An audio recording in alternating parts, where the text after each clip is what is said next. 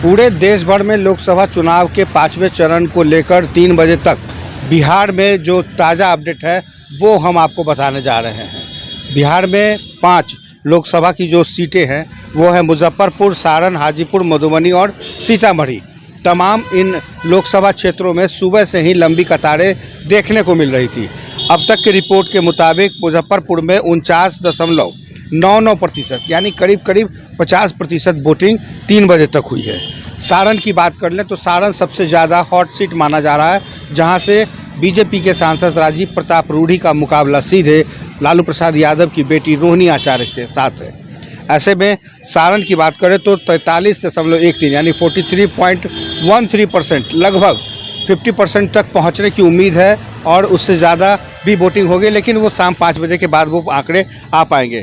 सबसे ज़्यादा important Hajipur seat है, जहां पर चिराग पासवान चुनाव लड़ रहे हैं और उनका मुकाबला आरजेडी के शिवचंद्र राम के साथ है। आपको बता दें कि चिराग पासवान जमुई के सांसद थे और वो सीधे तौर पर अपने पिता की विरासत की सीट से चुनाव लड़ना चाहते थे और यही कारण है कि हाजीपुर सीट हॉट सीट हो गई।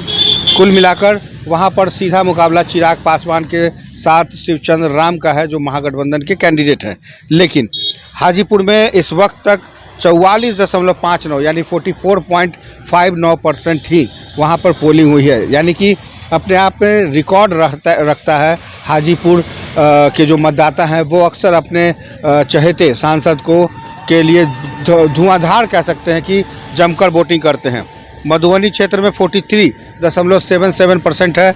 इसके अलावा सीतामढ़ी की बात कर ले तो 45.19% यानी कि 45.19% वहाँ पर अभी तक पोल हुआ है। तकरीबन अभी और 10% की अगर इजाफे की बात कर ले तो पिछले जो चरणों में चुनाव हुए हैं उसमें बहुत ही फीका रहा है मतदान, और इसको लेकर लगातार लगभग सभी दलों के नेताओं ने आम सभा के साथ साथ सोशल मीडिया के जरिए मतदाताओं से अपील की है कि वो ज़्यादा से ज़्यादा वोटिंग करें।